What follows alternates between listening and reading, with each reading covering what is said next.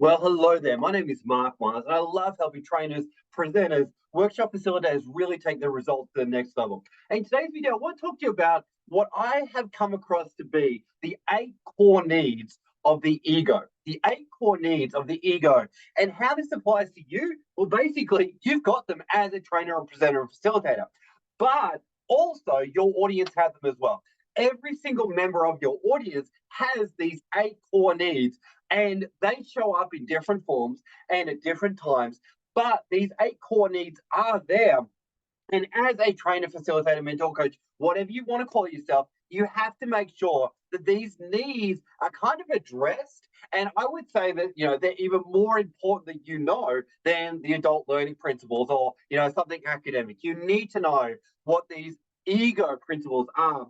And essentially what you'll find is that any time that someone is finding that these needs are not being met, then there's going to be an emotional reaction that happens for people. And when you can have these needs in front of you and you can see what's going on, and you can actually look at what's going on with the situation, look at the needs, and go, okay, cool. What need is not being met right now in this situation?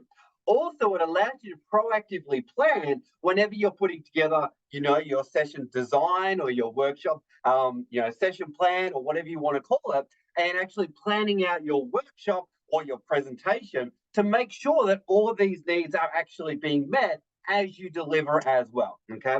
So what we also need to appreciate and balance out, though, is that learning happens outside the ego. All right. And you'll understand that as I go through these 8 core needs here. So get ready, grab a pen, and get ready to write. So, number one, the ego has the need to be safe and to feel safe.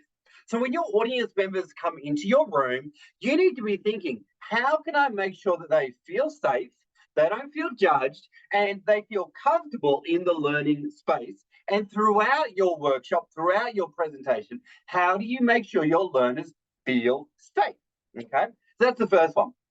Anytime someone doesn't feel safe, and essentially what safe means is also the aspect of being judged. Okay, so anytime someone feels judged, then they're not going to feel safe. All right. Number two is that a learner, audience member, they need to be right. They need to be right. So an ego has the need to be right. So if any time there's an argument or someone's getting argumentative with someone else, they have the need to be right.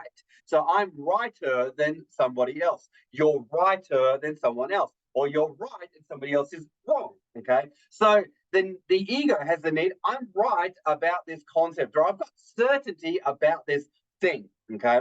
And that really comes down to when you correct people, do you do it in a non-judgmental, in a soft, in a way that's going to make sure that they don't feel attacked and that the ego still feels that they are right. And being wrong then leads to the next one, which is number three, is they need to have a sense of being in control. All right. So do they feel like they know what's going to happen next? Do they know what time break times are going on? Do they not know what's coming up? And all of that comes into play with I am in control of what's going on. All right. And that is the next one. Let's check out, which is number four is looking good. All right. So the ego has a need to look good in front of other people. And as a result of that, people get very conscious around their own performance and how they may be looked at or judged by other people. So let's recap. So far, we got number one, be safe. All right. Number two, be right. I have a need to be right, and you are wrong. All right. I'm right. You're wrong. Number three is people need to have a sense of being in control. And next one, number four, is they have a need to look good. They have a need to look good, and they need to look, or excuse me, they need to feel like they're looking gooder than other people. All right. Or if they're being corrected in front of other people, they don't like that because they're going to not look good, so to speak. All right. Now, as I said, the next one, let's dive into it, is the need to know what's happening next. All right. The ego has a need for certainty around what's happening in the future. And whether that's the 5 minutes in the future, 10 minutes into the future, or in 3 days' time, or in 10 days' time when they need to do a big presentation or a big whatever it may be as part of your course, they need to have certainty around that. They need to know what's happening. All right. Next one. The ego actually, strangely, has the need to stay the same. Yes, the ego has the need to stay the same. But on the flip side of that, learning, growth, skill development, skill acquisition is all about pushing the boundaries of where you currently are and actually growing as an individual, growing your skill set. So, what you're always going to find is your audience members are going to have tension around that because the ego has a need to stay the same, but you're going to be pushing them outside their comfort zone, into their learning zone, and into their growth zone. All right. Now, next one. The ego has a need for drama. Yes, the ego is the reason why people get caught up in reality TV.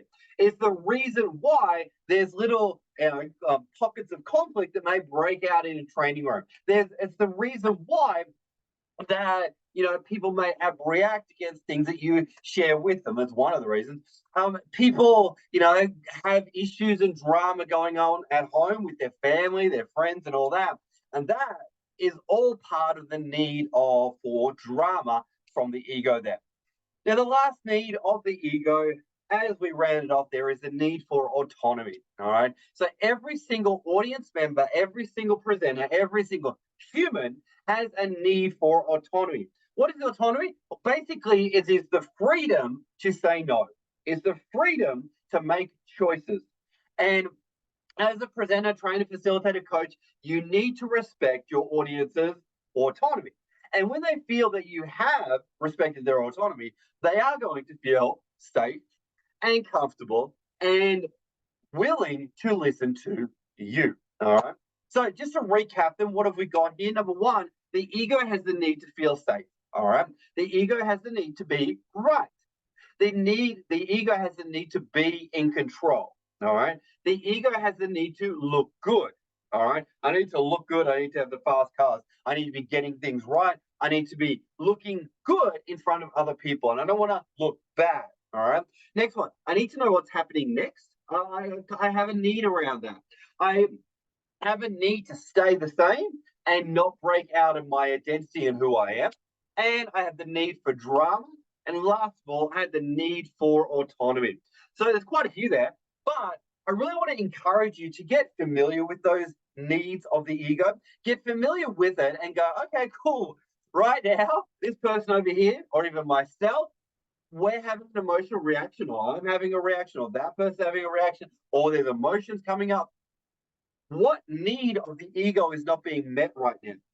That's the fundamental question to ask yourself. And then on top of that, ask yourself, how can you, as you deliver your content in a workshop capacity or even in a presentation capacity, make sure that you are feeding the needs of your audience members as you actually deliver your content.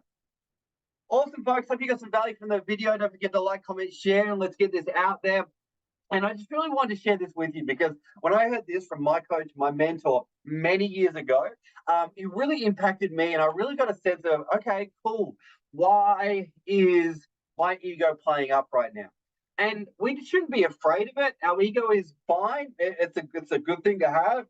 But at the same time, whenever it feels threatened or it feels like it's being attacked, it will react and it will respond, but maybe not in the healthiest way. All right. So I just wanted to share it with you because as a presenter and trainer, knowing this has really given me great insight into other people and what could be going on for them in that moment. Thanks for watching, team. We'll see you on the next one.